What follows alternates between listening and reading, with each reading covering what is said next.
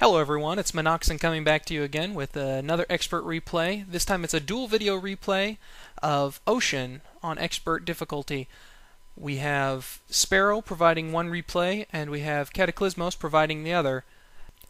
Both players are using pure shadow for this replay, and it's my first dual video replay, so just bear with me and I'll try and commentate as things pop up. Katakismos is going to start. He's actually going to he's going to successfully take what's called the actual second orb. He's going to summon in ultimately 15 of these Nox troopers combined with a Snapjaw. Whereas Sparrow goes the defense route and summons in, I believe, 6 Life Stealers fully upgraded, and he's just going to park those there and leave them for those the air attack that comes in here after a while. Going to run over there and get his Death Ray. Both of them are in the efforts of doing that. And something that both of these guys do is that they go ahead and sacrifice the dropship. And I just wanted to let you all know that you don't have to sacrifice your first dropship. The important thing is that they do drag that Bandit Soul Stealer close enough for its HP to be absorbed into the summoner. They summon in the Sunstrider and sacrifice it. And that is enough HP with just those two units, the Bandit Soul Stealer and the Sunstrider, to summon forth your Death Ray. They're both going to park their Death Rays there and let them heal. And Katakismos is going to use all of these units to go ahead and start work on that second orb. He uses a Life Weaving on this dropship so it'll spread its damage out to the units underneath of it that are hitting it. Those little bandit units have an XL attack, and they take less damage from ranged units and magic attacks. While in Sparrow's replay, he is going up to take the bandit camp, what is considered the third orb, sets loose the Twilight creature that was captured there. It basically kills all of the units that are of importance there. Goes ahead and buffs up his Death Ray with a Life Weaving. Life Weaving is an important thing that both of these replays feature. It allows for 50% damage reduction, and it spreads the damage out around the unit, which can be beneficial at times. Sparrow is using a Soul Splicer over there because he's actually going to take this orb, whereas Katakismos on the right is simply clearing it, so he'll have a better time at getting it here after a little while.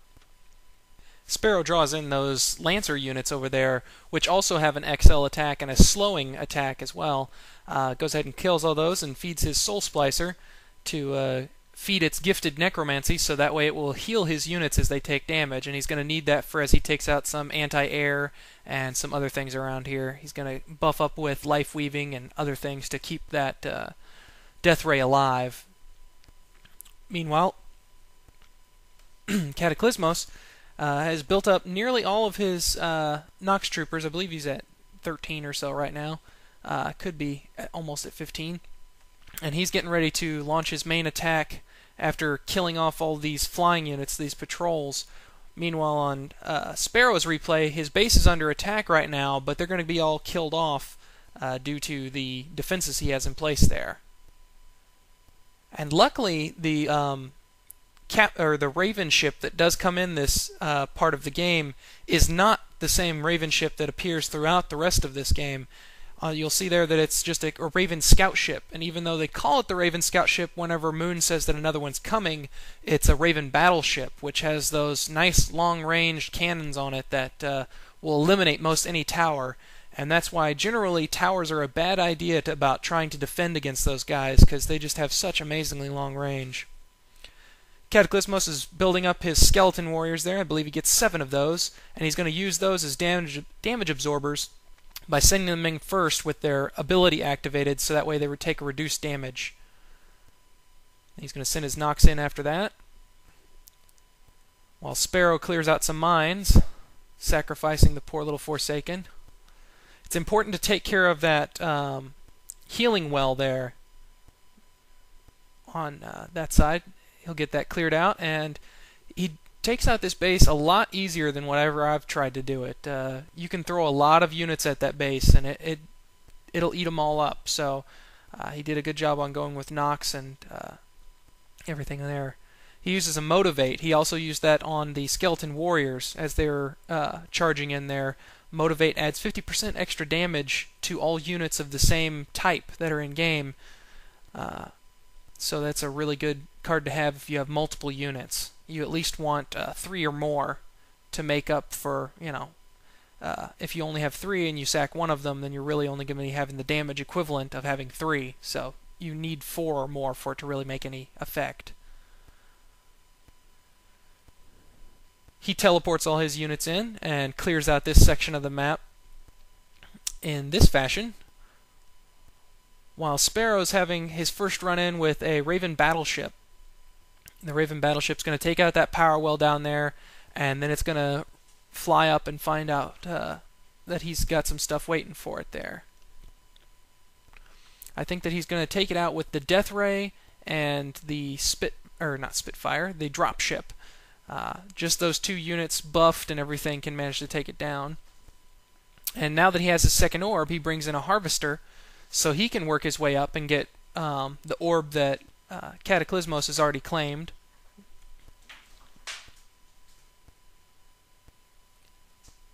Both taking good advantage of the Twilight units that have been imprisoned. On Expert mode, they summon in the Poison Cloud, the Noxious Cloud that will take out just about any unit that's in it if they sit in there long enough.